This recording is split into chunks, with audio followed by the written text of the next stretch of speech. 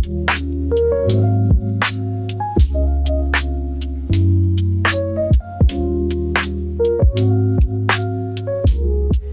guys, welcome again to another Bedtime Stories by yours truly, Juan Paulo Pineda. So for today, we are on our episode 9 of our podcast, and I want to share some of my experiences and tips on how to build your career. So let's have a break on some of our topics, and I want to share to you my personal experiences. But before anything else, since this is a podcast, you may use this episode as a background audio while you are doing some other things. Like habang naglalaba kayo, naglilinis ng bahay, nag-aaral, nagtatrabaho, while driving, or gumagawa man kayo ng ibang bagay. Hey guys, just a quick question. Have you ever owned something that feels like it was made just for you? Because that's exactly what Works by Charm is all about. From personalized bag tags, luggage tags, keychains, key tags, to custom Christmas ornaments and cable organizers, Works by Charm turns every item into something meaningful, stylish, and totally you. Whether you're traveling, gifting, organizing, or just want to add a personal touch to your daily life, this is for everyone. This is Works by Charm. There is no generic gifts here. Each piece is personalized, making it perfect for birthdays, holidays, travel buddies, coworkers, and even little self-love moment. So if you're looking for something thoughtful, practical, and uniquely yours, well guys, check out Works by Charm on Facebook today and Instagram. And follow at Works by Charm on Instagram. And you may contact them on their mobile number at 0905-753-6695. So what are you waiting for? Look and check for Works by Charm. Because the best things in life come with a little charm. So let's start our episode for today. So our family set up or yung status ng aming family, hindi naman kami masyadong well off. Pero my parents taught us to be like humble, to be respectful to others, and to have proper manners, to be na maging masipag lagi, magsikap, kasi nga hindi naman kami ganun ka well off. So when I was a kid, I was wondering ano kaya yung pangarap ko sa buhay. And then I remember my dream nung bata ko is very weird actually. Now syempre mga bata pa tayo, we don't know ano pa yung pangarap talaga natin sa buhay. And one of my dream actually is to be a gasoline boy. Kasi I was so amazed, no? Pag merong pumaradang sasakyan sa kanilang gasoline station, then they serve it with a smile, and then tatanungin nila, and then I'm so curious do sa fuel station, paano nila ginagawa yon until such time na ma-refill nila yung fuel do sa sasakyan, and then hanggang sa ma-compute nila yung babayaran nung customer.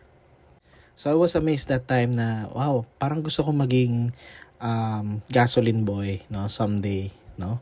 But for as the time goes by, nag-iiba na yung preference ko, no. I grew up in Makati City, and I studied at General Pio del Pilar Elementary School. And then we relocated or lumipat kami ng bahay dito sa Calamba City, Laguna. And then kinontinue ko yung pag-aaral ko dito, and it was like culture shock. Kasi in Makati, of course, you see buildings, you see other people, mga nasa alta, nasa mga mayayaman. But pagdating dito sa Calamba, Laguna, it's very province feels, very fresco, no? The reason why bakit kami lumipat is because we need really a good home and at the same time good environment kasi kami magkakapatid noon ay nagkakasakit na rin. So that's why my parents came to a decision na kumuha kami ng bahay in the province or near Metro Manila para mas healthy kami. So syempre, nung bata ka pa, nakikita mo yung paghihirap ng mga parents mo, paano kayo buhayin, and then nung bata ko, while witnessing that kind of situation, na tanim ko sa isipan ko na, okay, kailangan ko talagang magsipag kasi my both parents are trying their very best para mabuhay kami lahat. So I went through elementary. I'm not that typical student na very nasa honor student. Although kaya namang makahabol, I'm an average student na, okay, I learned, I passed the exams, then I passed all levels, lahat. Kaya ko naman ipasa. And my elementary days are so happy because it's like playing eh. Parang naglalaro lang kami sa school. Marami akong classmates. Sobrang fun nila. Sobrang nakaka-enjoy nung elementary and it was the most memorable memory for me, no? So nung grade 6 ako, I was so parang kinakabahan ako what will happen to me after elementary, saan ako mag-high school, saan ako papasok, sino yung magiging classmate ko. Kasi my elementary classmates are so awesome. Then parang nakakamiss lang kapag maghihiwalay-hiwalay kayo. And luckily naman, majority of my elementary classmates ay naging schoolmate ko sila, naging classmate ko rin sila pagdating ng high school. I studied here in Camp Vicente Lim National High School na ngayon ay tinatawag ng Camp Vicente Lim Integrated School. Correct me if I'm wrong, kung yun na yung tawag talaga sa kanya. Minsan kasi nagbabago from time to time yung name ng school because of their improvements and something like that. Pero doon ako nag-aaral talaga. So my parents na ginawa nilang decision is ipasok kami sa public school because they want us to be more mature and more independent sa pag-aaral. Na kailangan namin magsipag and they make sure na nasa upper or top sections kami kasi paniniwala nila na pag top section ka mas matutukan ka ng mga teachers eh. So yun ang paniniwala before, pero right now hindi na yun uso ngayon na may pilot class. Kumbaga all levels natutukan or all sections natutukan na siya, no? Na not unlike dati yung paniniwalang ganun pag pilot section ka tutok talaga sa yung teacher. My high school life really was amazing too kasi nag-start ako as section B when I was first year high school, and then I saw my classmates, some of my elementary classmates nasa pilot section, and I was so jealous that time kasi wow, nasa pilot section sila, ako nasa section B. So pero later on na-realize ko okay, so we're almost the same lang naman ang tinuturo or natutunan from the teachers, and it was also memorable for me to become to be part of that high school memory kasi sobrang dami ko naging kaibigan, dami ko nakilalang bago, and then kausap ko pa rin yung mga classmate ko when we were elementary. High school, I joined Boy Scouts of the Philippines.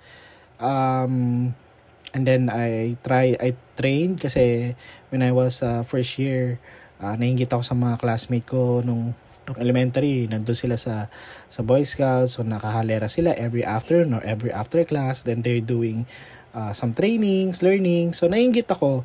So sabi ko, magjo-join din ako dyan. Pero not now kasi gusto ko focus muna ako doon sa studies ko, no? So second year dumaan, then around second year nag-join na ako ng Boy Scouts. And then around third year talagang fully scout na ako. Then may mga training na rin akong na-experience in scouting. And then on my third year, since may mga trainings kami, nagjo-join ako ng mga campings, yung camping sa school, camping outside. Like one of the nakampingan namin is sa Pagsanghan, no? And then we went to Rizal also for the camping. So maraming memorable sa akin ang scouting. Then on my third year, doon ako naging Eagle Scout, which is the highest rank in scouting. And then fourth year, I'm still an Eagle Scout. Then continue lang training with the other young scouts. Then kami na rin nag-organize ng mga campings sa school, no? So it was a memorable moment. But the most unforgettable moment for me, yung naging achievement ko when I was in high school is during the final board of exam, yung bago ka maging Eagle Scout, kasi before the Eagle Scout rank, you will be ang rango mo ay venturer, rank ka pa lang. And then what happened is before you proceed to the Eagle Scout rank, meron kang mga series of exams na undergo na to test your personality, your scouting skills para makapasa ka to become Eagle Scout. And during that time, it was so memorable because I achieved hindi naman sa pagbubuhat ng bako, but this is my achievement eh. I want to flaunt it. I achieved the 5th place in the final board of exam for Eagle Scout in the whole Laguna, no? So sa buong Laguna, I was 5th place, and I was so very proud of myself kasi doon ko na found out yung sarili ko na I have potential to talk, to express myself, to face the public or to face the panelists and to answer questions. And it was a really proud moment for me that I achieved that. So pride kasi parang nagkaroon ako ng kumpiyansa, naniwala ako lalo sa sarili ko na kaya ko pala. Hindi pala biro, no, kalabanin yung ibang Mag-i-Eagle Scout sa buong Laguna. And nakita ko naman, sobrang dami nilang matatalino, sobrang nilang daming magagaling. Sino ba naman ako? Isa lang naman akong late na sumali sa scouting, but then I attained that kind of achievement or award. So, yun. And then we went through fourth year. During my fourth year nung high school, kabado na naman ako. So, yung feeling nung elementary ako nung grade 6, kinakabahan ako. What will happen to me after elementary? Saan ako mag-high school? Ganun. So, nangyayari siya nung 4th year high school ako. So, nung 4th year high school ako, kinakabahan din ako, ano kayo mangyayari sa akin? No? Kasi, with all of these joint clubs nung high school ako, kasi nag-join ako ng club. I'm a MAPE club president. I organize MAPE events sa school namin. Then I joined also theater, acting, yung mga oration, yung mga balagtasan, yung mga linggo ng wika. Nagjo-join talaga ako niyan. Poster making. And then I became a part of editorial cartooning sa aming newspaper when I was in high school. So parang all of these achievements, all of these joint clubs, how will I use it to my next level? At first, kinakabahan ako how will I use it? Pero later on, na-realize ko na wow, it's a big impact din pala. It's a big learning na humuhubog din sa'yo yung mga pagjo-join mo ng mga extracurricular activities like scouting, like clubs, like joining mga linggo ng wika, nutrition day, balagtasan, and so on and so forth. Naguhubog yun sa sarili mo bilang tao. And then let's go back to the 4th year feeling ko noon na baka hindi ako makapag-college kasi my family is not well off naman talaga. We are struggling also every day to find food and to pay the bills, but naghanap kami ng paraan paano ako makapag-college. During my high school also is memorable because I met my best friend, Chris Cesar Lagrio. He's now in heaven. And kaya siya mas naging memorable kasi ang dami namin kulitan when we were in high school. Both of us became military police sa aming CAT class, and kami yung rumoronda sa mga classroom na kung may naiwan pa ba dyang mga estudyante na nagtatago para umiwas sa CAT training. So kami yan, nililibot namin yan. Then kasama namin yung mga medic personnel pagka nanonood na kami ng mga training kasi yung mga medic personnel, they are the ones na may asthma, diba? Mga hindi pwede mag-training talaga. So sila yung nagiging medic. So kami ni Chris, we joined military police. Hindi naman sa ayaw namin mag-training, pero may advanced training din naman kami before mag-training yung mga CAT students. So kami yung talagang nag-make sure na walang makakatakas na estudyante. And yun, nag-enjoy kami. So gagala kami ni Chris, tara Brad, gala tayo, tinan natin dito kung may mga estudyante pa. So sinisilip namin yung bawat classroom. So may mga nahuhuli kami. Minsan sa CR, pinapalabas namin, tapos pinapapunta namin doon sa gymnasium. Then we report it to our advisor. So Chris and I planned to think paano tayo magka-college. Of course, Chris is very intelligent person. Matalino kasi siya. So ako naman average student lang ako. Minsan nasa honor roll si Chris, no? Hindi pala minsan, lagi nasa honor roll si Chris. So ako naman hindi naman lagi nasa honor roll, nasa average student lang ako. Minsan pa nga mali-mali pa yung equation ko sa math, mali-mali pa yung sagot ko sa math, sa algebra. I'm also struggling in algebra, trigonometry, basta yung mga math subject. Sobrang struggle sa akin yan. Pero pag computer or arts or English, I'm good with that. Or science, I'm good with that, no? Pero pag math, oh my God, ayoko na. Ganun. So nung 4th year high school kami, struggling. Sabi ko nga, naghanap kami ni Chris ng mapapasukang school. And nung naisip namin, sabi niya pala, nagsuggest siya, bakit di tayo mag-try mag-exam sa UP Los Baños, para try natin lang yung shot natin, no? Sabi ko, hindi ko kaya dyan, Brad, kasi matatalino yung mga tao dyan. Matatalino lang pumapasok dyan. Tapos sabi niya sa akin, ano ka ba? Try lang naman wala namang masama, no? So ang nangyari is siya yung nag-try.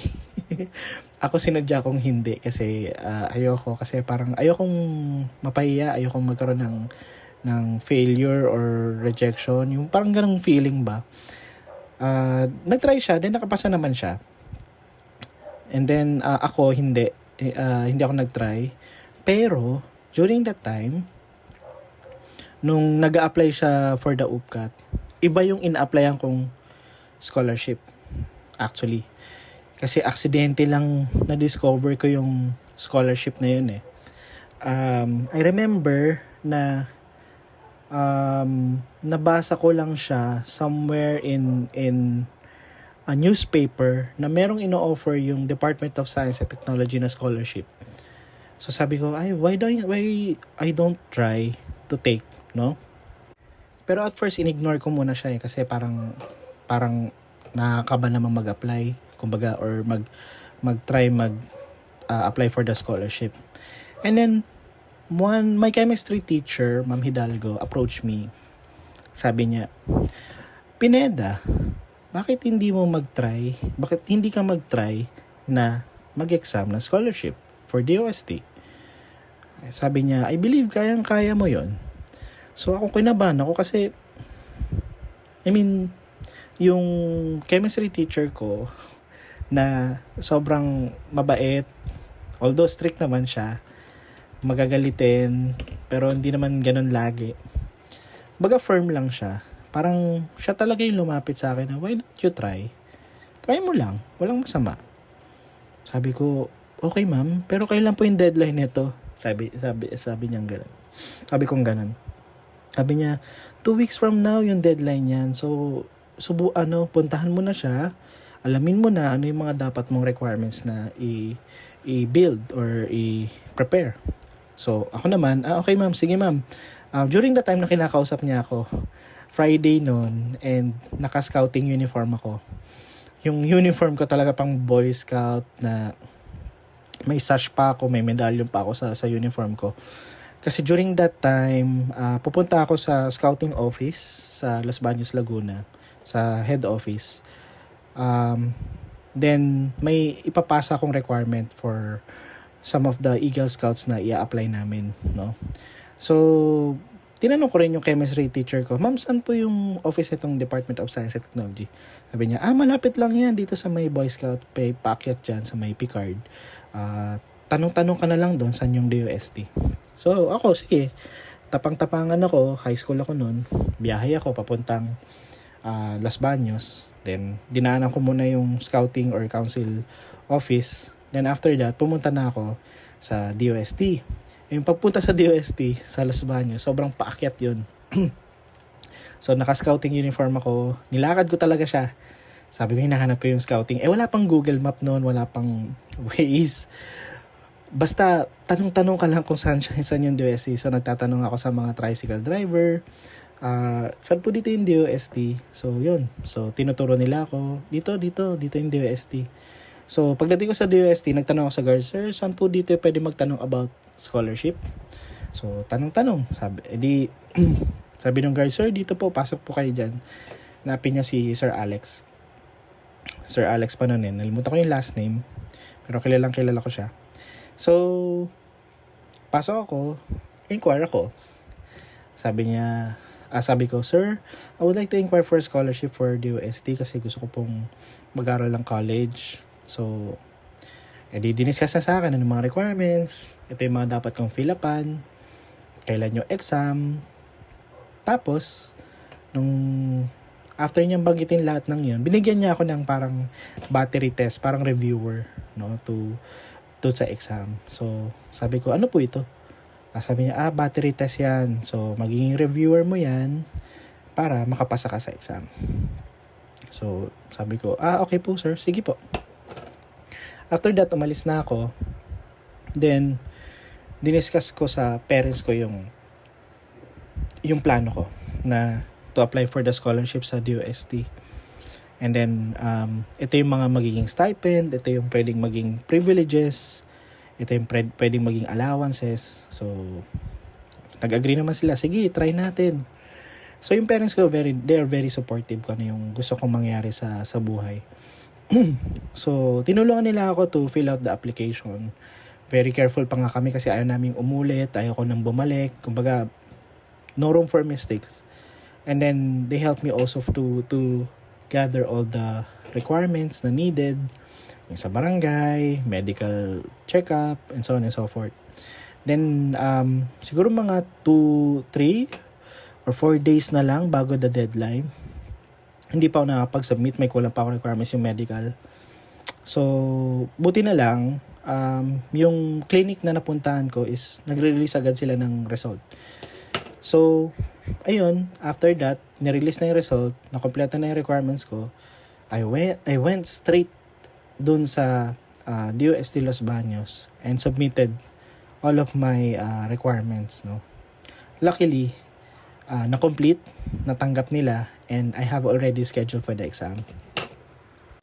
So while waiting for the examination date, kinakabahan ako kasi ano pa kayang pwedeng option to attain or to go to college. So nag-try din ako to take scholarship to other schools. Unfortunately, hindi ako nakapasa. Then my last hope is the scholarship for Department of Science and Technology. So review ako. I did not waste any time kasi that is opportunity sa akin eh. Parang minsan lang 'tong dumating eh. Gagawin ko ng yung best ko. So, yun nga.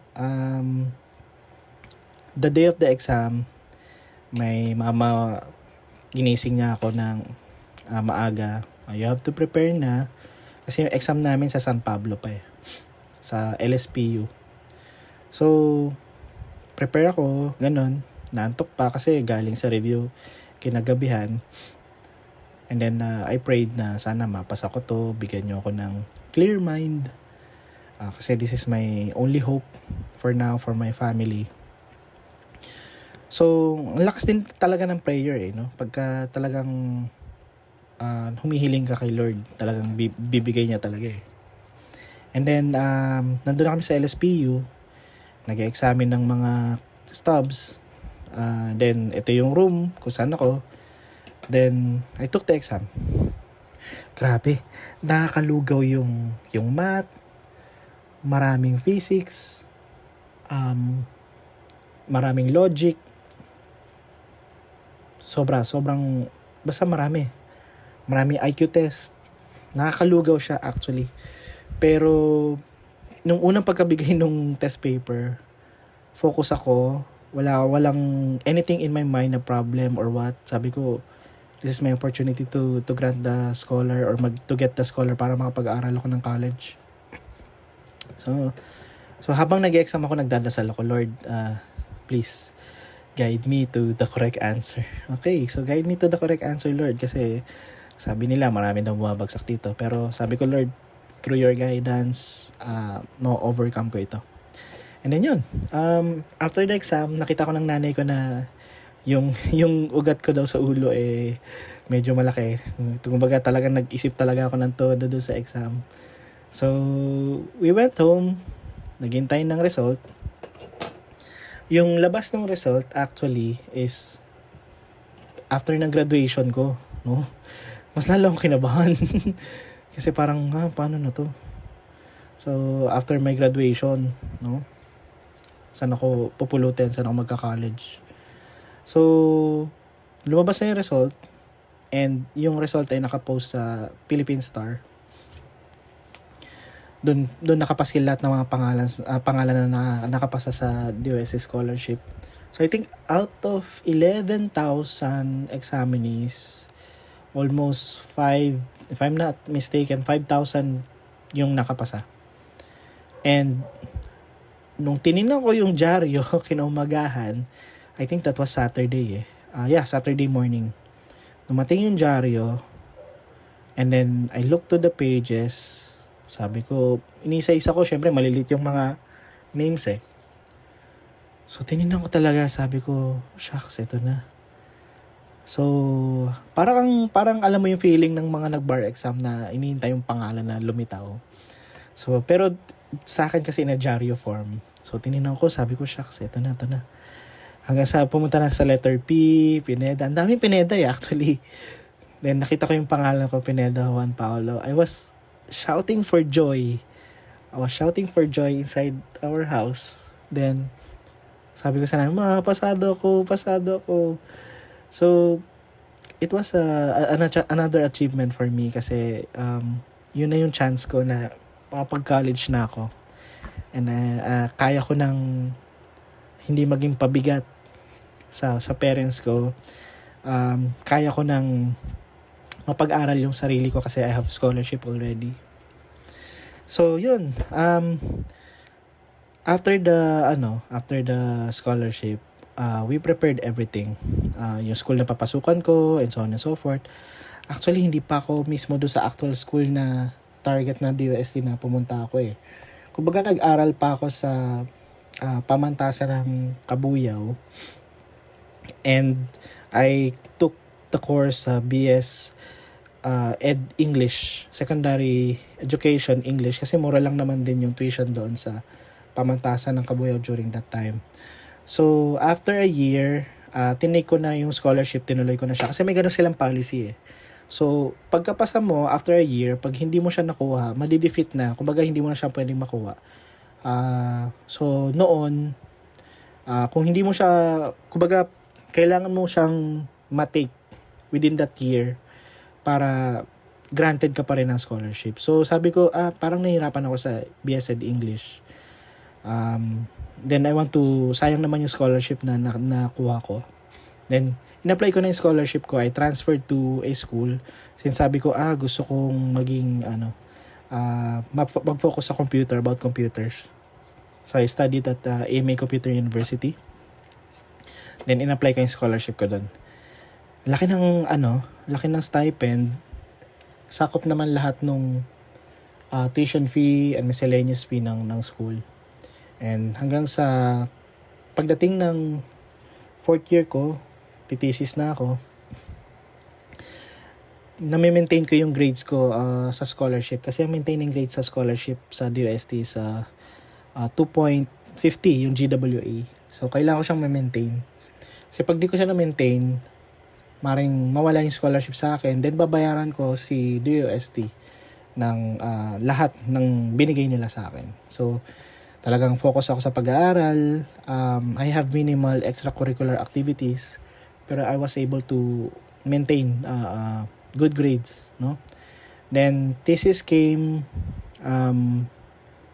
I want possibly my thesis to be like ako lang mag-isa, kasi ayoko na may kagrupo sa research project actually or thesis.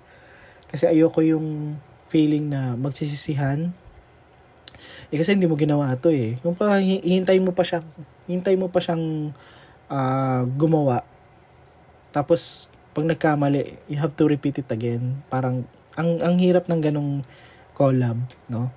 Kumbaga, gusto ko ako lang mag-isa para ako lang sarili ko lang sisihin ko, no? Hindi ikaw. Kumbaga, ayoko tang saktan. Yan. Ganun yung naging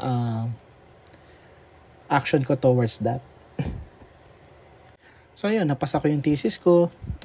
Kasi yung thesis namin, you have to prepare or have an output of system and the document.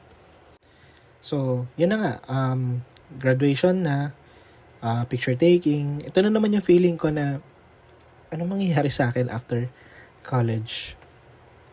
What will happen to me? Saan ako papasok? Saan ako magtatrabaho? Anong first job ko? Kasi yung mga classmates ko na dito ako magtatrabaho, dito ako, yung mga may dreams na sila, may target na silang company na papasukan, and may mga parents sila na may backer sila, ganun. Ako wala, simple lang naman ako estudyante. So, nagkaroon ako ng me time sa sarili ko. Ano ba yung gusto kong mangyari sa buhay ko? Nagamit ko yung naging una kong course ng college. Yung Bachelor of Secondary Education. Major in English. Pero, hindi ako nagturo ng high school students.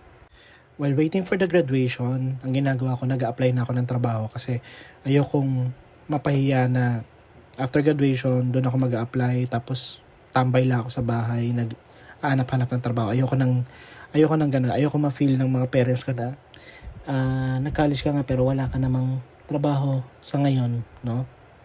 Ayoko naman ng ganun salita. And then, apply ako. I tried to apply as college instructor, no? I want to teach college students, no? Luckily, may school na nag-invite sa akin for demo teaching. So, syempre, alam ko na yung mga ganyang demo teaching, ano yung mga ituturo. So, I prepare. And then, wala pa akong laptop nun eh. Meron lang ako system unit na may handle. So, ginawa ko, dinala ko yung system unit, papunta doon sa school, from Calamba, Laguna to San Pedro. Dinala ko yung system unit ko para makapag-present sa kanila ng demo teaching. Meron din akong prepared Manila paper, lesson plan, ganun, and so on and so forth. So, dinala ko talaga yung tiniis ko talaga. And then I applied at Colegio de San Pedro. Ngayon, Lyceum of Alabang yata yan. I'm not sure. Correct me if I'm wrong. Pero Colegio de San Pedro yung una niyang pangalan. So, I applied there. Did the demo teaching about computer. Then, luckily, nakapasa ako. So, it was my first job. It was my first job actually. And it was so memorable kasi although IT ako, tapos nag-teaching ako, hindi naman nagkakalayo eh actually. IT kasi is jack of all trades. Pwede kang maging teacher, pwede kang maging programmer, pwede kang maging network engineer, pwede kang maging system administrator, pwede kang mag-technical and so on and so forth. So ako I tried teaching kasi yun talaga yung first love ko eh. Yung magturo ng mga bata. So yun, bago pa lang ako graduate or naglalakad ako papunta sa graduation ko, na-secure na sa utak ko may trabaho na ako. So after graduation, okay na ako. Panatag na ako, may trabaho na ako. Kumbaga, kaya ko nang mag-abot sa parents ko, kaya ko nang silang suportahan. Pero hindi rin biro yung nangyari sa akin when I was in college and bago ako magkaroon ng first job kasi it's really you have to make self-discipline talaga, no? Kailangan gawin mo to, is your future, bawal kang tatamad-tamad, bawal kang tamarin kasi maraming umaasa sa'yo, hindi naman kayo ganun ka-well off, hindi kayo mayaman.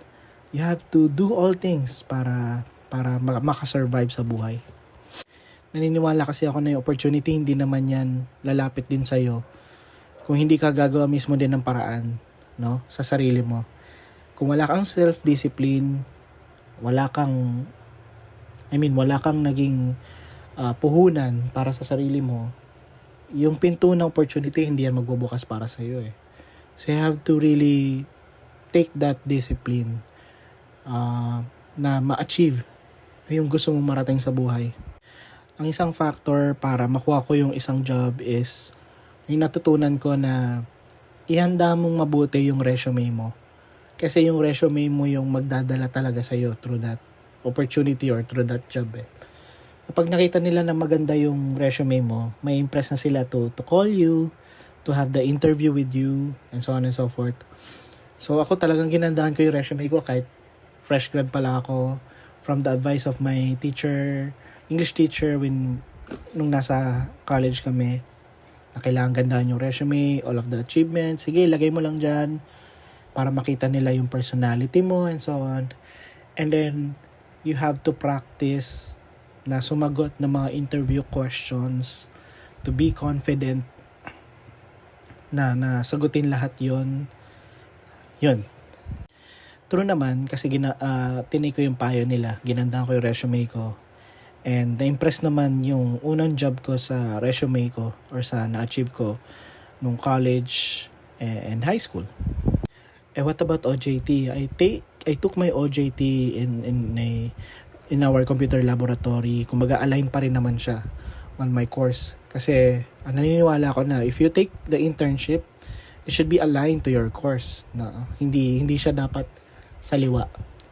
Align dapat para kasi yung OJT kasi yung magiging basis nila for your first experience, no? Hindi naman yung mga extracurricular mo eh. Kumbaga yung pinaka-basis nila, ano yung naging OJT mo since fresh grad ka?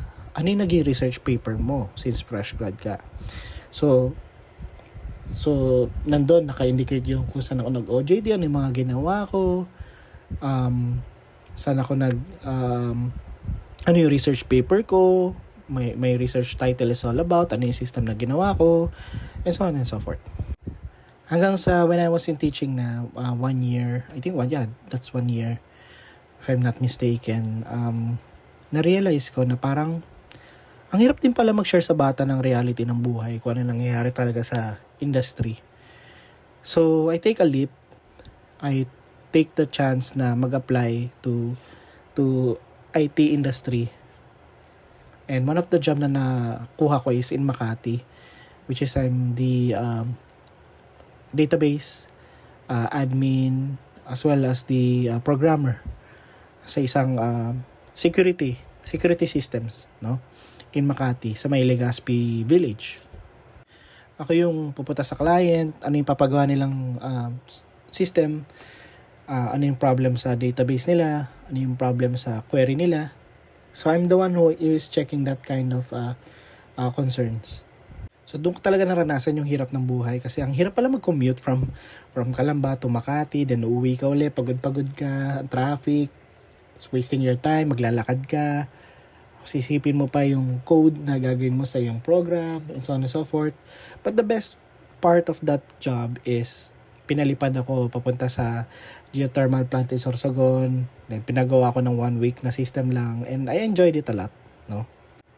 So, nung nagkakaroon na ako ng experiences in industry, I went back to teaching again. Sabi ko, okay, I have already enough experience, so I'll go back to teaching. So, nagturo naman ako sa alma mater ko. Then, I teach also sa Don Bosco College. Where in Don Bosco, doon talaga ako nagtagal. And that time, I was college instructor. Then, si Ched, naglabas siya ng memo na lahat ng college instructor of IT dapat may master's degree na attain na nila or ongoing masters. Ako noon, bachelor's lang ako. Bachelor pa lang yung natatapos ko. So, paano na to? So, ito na naman ako yung dilemma ko na ano kayang mangyayari sa akin pag hindi ako nag-masters. So, ito na naman ako, lakas ng loob, no? Naghanap ako ng school na may nag-offer ng masters. Ang qualification kasi, kailangan yung masters mo is aligned doon sa bachelor's mo para talaga magstay ka in college to teach. So, hanap ako school in Manila, yung mura-mura lang. Kasi, syempre yung sahod ko, yun yung pambabayad ko ng tuition fee ko eh. O kasi nga, ayoko nang umasa sa parents ko. Kasi, syempre hirap na nga. So, gusto kong gumaan pa yung buhay nila. Luckily, nakakita naman ako sa internet ng school that offers Master of Information Technology, which is sa Technological University of the Philippines, Manila. So, pinag-aralan ko paano yung biyahe doon. Then, nag-inquire ako sa loob. Then, nag-exam na rin ako on that day. Diretso na. Then, luckily, nakapasa ako. And then, nagpasa na ako requirements. Then, nag-start na ako ng classes ko, my masters. Hindi ko sinabi sa mama ko na nag-take ako ng exam. Kumbaga, sinabi ko na lang na, mama, magma-masters na ako by June. Start na ako. Ito na yung mga babayaran ko. Okay na to, wag mo na to isipin. Ako na bahala. So, nag-worry siya. Paano yung work mo? Sabi ko, ma, lang to? Every Saturday lang naman yung classes sa masters. And the rest of the week ay trabaho naman ako. Sabi niya, sige, ikaw bahala. Basta nandito lang kami. So, it was also a relief na your parents are being supportive to ano yung gusto mong i-adventure in life. Nag-masters ako, tsinaga ko talaga siya na gumising. Kasi yung unang klase namin is 7 a.m.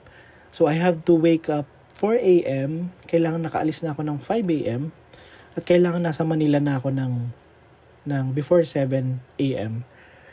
Or nasa school na ako ng 7 a.m. Kasi very strict yung unang professor namin, no? Pero later on, naging kaibigan ko naman siya.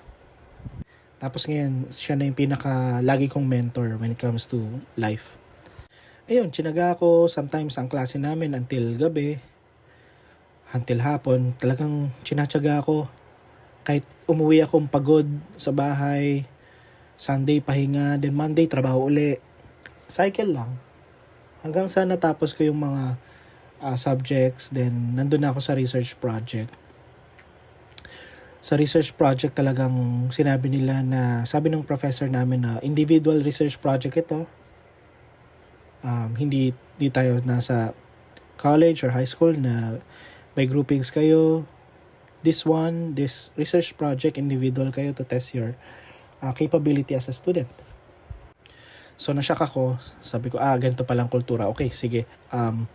Ready ako kasi yung experience ko nung high school, rather in college, na mag-isa lang ako nag-thesis, is ma-apply ko siya dito sa master. So, sabi ko, sige, kaya ko to. So, lakasan talaga ng loob. Then, tinapos ko yung research project ko hanggang sa nag-final defense ako, hanggang sa nakagraduate na ako ng master's in 2015. Then pagka-graduate ko talaga ng master's, I was promoted as BSIT program chair in Don Bosco. Then nahawakan ko rin yung IT program ng other Don Bosco school, like Don Bosco Mandaluyong, and then I also teach there. It was so fun. It was so fun in teaching, especially in Don Bosco, because sobrang nagkaroon ako ng matibay na connection with God. Kasi that is a Catholic school. Sobrang every time before I teach or before I go to work, dadamon ako ng chapel to pray. And it was so memorable for me. Fast forward, I also teach in San Beda, Alabang, yung mga senior high school students. And 2019, I became IT manager of a manufacturing company here in Cabuyao, Laguna. And then 2022, I started my journey in doctorate degree in IT. Why I started it? Because na-realize ko na, okay, after my job, in the industry, what will happen to me? Saan ako magre-retire? Ano yung fallback ko? So, sabi ko sa self ko, okay, I should make a plan, another plan. Ano yung magiging fallback ko? So, one of my fallback na naisip ko is really go back to teaching because that's the first thing I love. Hindi man ako maging teacher, but I can become in the position like a college dean or a professor. So, yun. Sabi ko, okay, I will take a doctorate degree. So, really, palakasan lang talaga ng loob eh. So, yung application ko ng doctorate, so, sinend ko yung TOR ko, then I took the exam. Then, a few weeks, nirelease na yung result. Luckily, nakapasa ako. Pwede na daw ako mag-enter or mag-start na doctorate degree. Kasi kinakabahan ako kasi yung master's ko is sa MIT lang siya. Hindi lang pala siya dapat nilalang. Kasi yung MIT in TUP Manila has a research project at may thesis siya. So, I'm very proud of it na meron siya. Kaya, siguro isa yun yung factor para nakapasok ako sa doctorate ko. And my doctorate is in Technological Institute of the Philippines in Quezon City.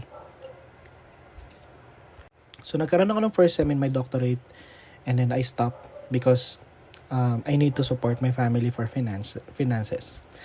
And then yun, until now, kinuha ko yung doctorate ko. So, hopefully, by 2028 or 2027, I'm starting already my dissertation. And then, hopefully, yung promise ko to my parents that I will become my first doctor of the family is matupad. So, ano yung moral lesson na gusto kong i-share sa inyo, no? You have to have the self-discipline to be responsible enough na kailangan mong magsakripisyo for yourself. Kailangan mong mag-prioritize ng mga bagay-bagay for your career. Lagi mong isipin na what will happen to you after ng career na ito. No? Yun yung lagi kong mindset eh. Ano yung mangyayari sa akin after? Ano yung dapat kong paghandaan? Ano yung dapat kong salubungin? Ano yung mga challenges? Kasi once na naisip ko yon, pinaghahandaan ko siya, then I have plan A, plan B, plan C, plan D. Remember, in grade 6, kinabahan ako when I was elementary, kinabahan ako talaga na, saan ako mag-high school? What will happen to me? So during that time, nag-iisip na rin ako how. And nung 4th year high school ako, kinakabahan din ako saan ako magka-college. So, nag-iisip ako, saan ako magka-college? Anong gagawin ko? So, I took the chance of the scholarship. And then, nung college ako, graduating ako, nisip ko, saan ako magtatrabaho? Kasi all of my classmates, well-off sila. Kahit di sila magtrabaho, may business naman sila. Kaya naman nila yan. So, ako kinakabahan ako for my future, for my career. And, ito talaga yung power na kapag naniwala ka sa sarili mo, kaya mong gawin eh.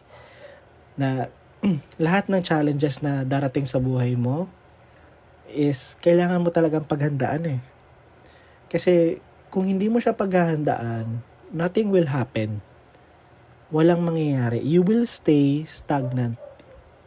Self-discipline is also the key. Kasi if you cannot sacrifice, if you do not have that self-discipline, hindi mo siya ma-attain.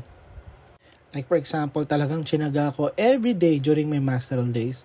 Bumiyahe, kahit inaantok, natutulog ako sa bus, kahit gutom. Kahit Skyflakes na lang yung lunch ko kasi nagtitipid ako ng pera. But the Skyflakes now became tasty bread.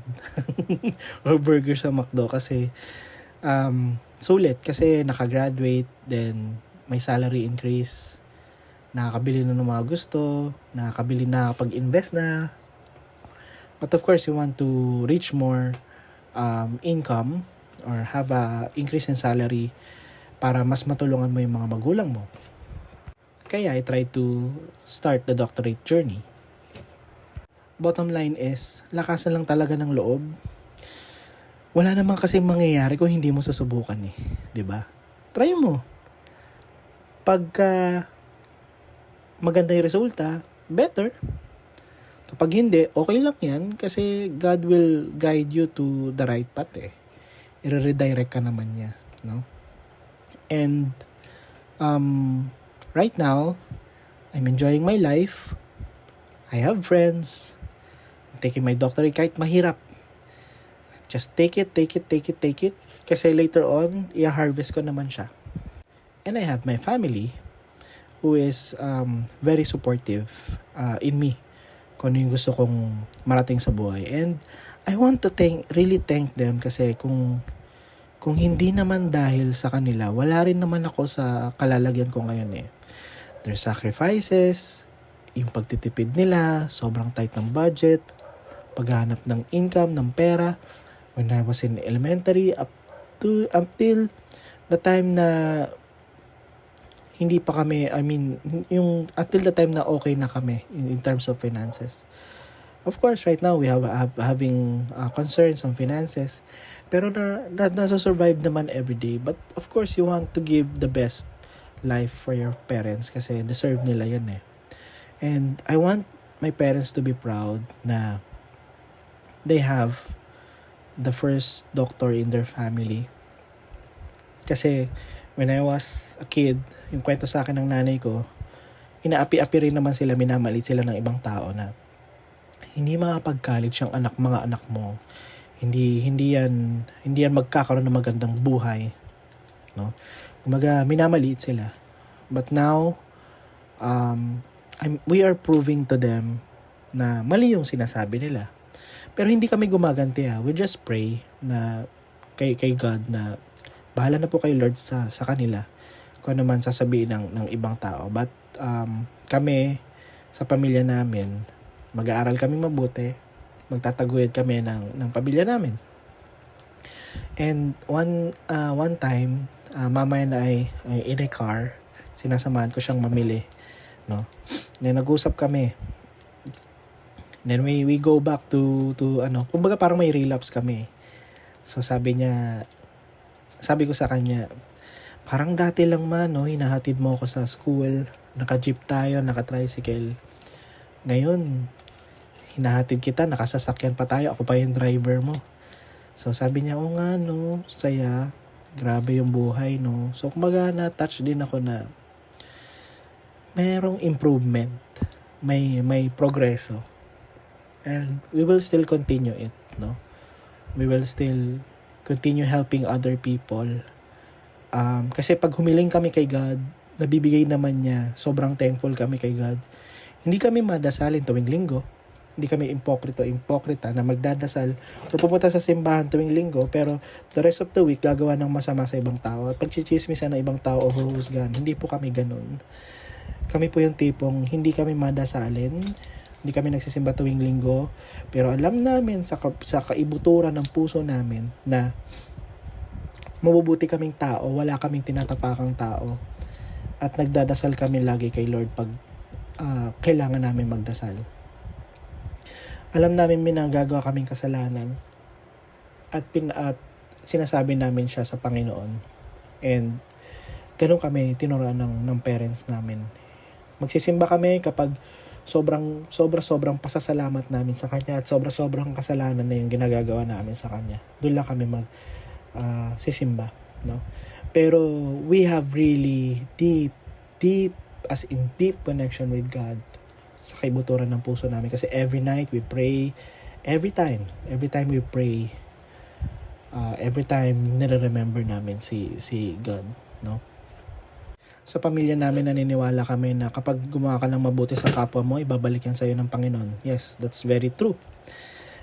Kasi na-experience ko na yan sobra lagi na when I do good things to other people, wala akong nagawang masama, bigla na lang may divine intervention, may bigla na lang blessing na darating sa akin. Kumbaga isa affirmation from God na you're doing good, you're good job, this is my reward to you. So parang ganun yung nagiging thinking ko, no? Pero I always think na pag tumutulong ako sa kapwa na kailangan ko spend yung time ko dito sa earth kasi short lang naman tayo. So I really need to do good to other people while I'm here. So to sum it up, masyado na mahaba yung podcast ko. So to sum it up, to build your career, to get what you want, You really have to push it. You really have to get it. You really have to have the self-discipline. You really have to sacrifice everything pang personal mo. Kasi kung hindi mo gagawin man, you cannot achieve that. Through the guidance of your parents, I'm lucky that I have supportive parents. Through their guidance, mapupush kang to move forward. Kung wala ka namang supportive parents, you have to motivate yourself na ano mangyayari sa'yo in the future. Yung kantang Next in Line. What does life to offer me when I grow old? So ano nga ba yung offer sa atin ng life kapag tayo tumanda? Ano yung pwede mong maging trabaho pagtanda mo? And one thing I learned na ayokong tumanda na umaasa ako ng pagkain sa ibang tao. Ayokong tumanda na nirerentahan ko pa rin yung bahay. Ayokong tumanda na manlilimos ako because kailangan ko bayaran yung bills. Ayokong mangyari yun. Kaya I have to make it right now to be better, to build my career para in the future, hindi ako mukhang kawawa. And same as with my parents na ayokong magmukha silang kawawa pagtanda nila. Ayaw namin silang ibigay sa mga bahay ampunan para sa mga matatanda kasi gusto namin na alagaan namin yung mga parents namin kasi we value them a lot. Kahit anong mangyari, kahit magkasakit sila, kami pa rin naalaga sa kanila in the end.